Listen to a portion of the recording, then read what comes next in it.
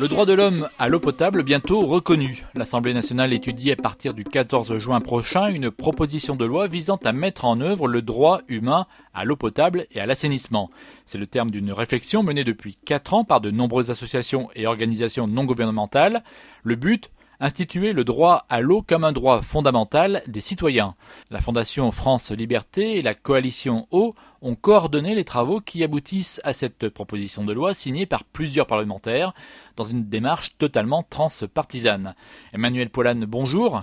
Bonjour. Directeur de France Liberté.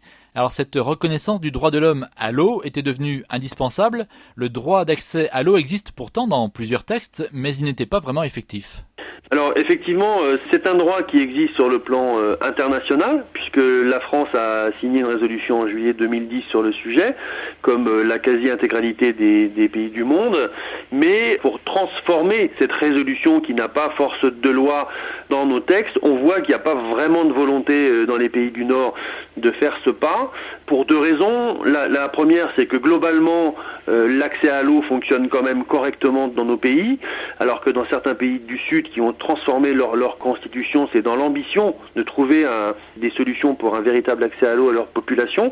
Et puis la deuxième chose, c'est qu'on est aujourd'hui dans des pays où nos États essaient de limiter leurs obligations par rapport aux droits fondamentaux. C'est un peu dommage, mais on en est là. Donc c'est vrai que le travail qu'on fait avec cette proposition de loi, c'est justement essayer de faire en sorte que les résolutions internationales soient transcrites dans le droit français et faire en sorte de négocier suffisamment avec les acteurs pour que ce soit gérable dans des économies qui sont devenues très économiques. Alors on le rappelle, cette proposition de loi, ce n'est pas anodin, est le fruit d'un travail entamé par les associations et poursuivi par les parlementaires. Il y a donc eu une vraie coopération entre les différents acteurs, entre société civile et politique. Je dirais qu'il y a une vraie ambition forte des associations pour faire que le droit à l'eau comme un droit humain fondamental soit reconnu en France. Et puis ensuite, il y a des parlementaires qui comprennent, je dirais, la force philosophique de cette thématique, le fait de dire l'eau c'est la vie, le fait de placer ce droit de l'homme au cœur de la législation française, ils le comprennent.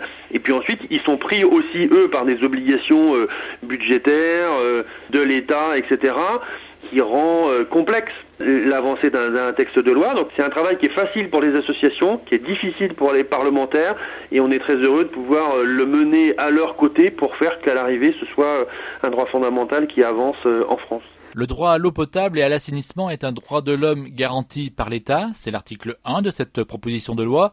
Concrètement, qu'est-ce que cela implique? Comment cela va se traduire? Donc la première traduction concrète, c'est le fait de remettre l'eau au cœur de la ville, au cœur des villages, avec des fontaines gratuites, avec des toilettes gratuites, avec des douches gratuites pour les villes de plus de 15 000 habitants.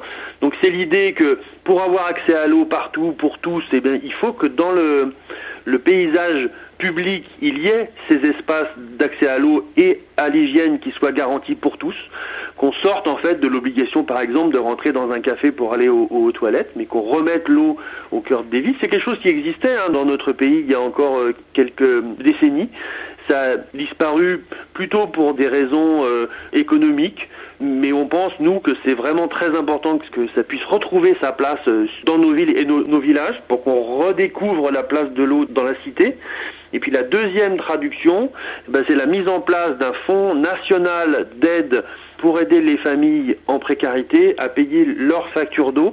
Ça, c'est un point qui est très important pour nous, parce qu'aujourd'hui, les personnes qui sont en précarité peuvent être aidées, mais ils sont aidés suite à la facture, donc c'est quelque chose de relativement stigmatisant et de complexe souvent pour atteindre des aides, et il nous semblait indispensable de mettre en place des aides préventives pour lesquelles on soit certain qu'elles puissent aider toutes les personnes qui sont aujourd'hui en précarité par rapport à leur facture d'eau, et puis de faire en sorte d'engager l'ensemble des acteurs à bien comprendre que l'accès à l'eau pour vivre dignement chez soi est quelque chose d'indispensable. Alors on l'a vu ces derniers mois avec votre campagne contre les coupures d'eau.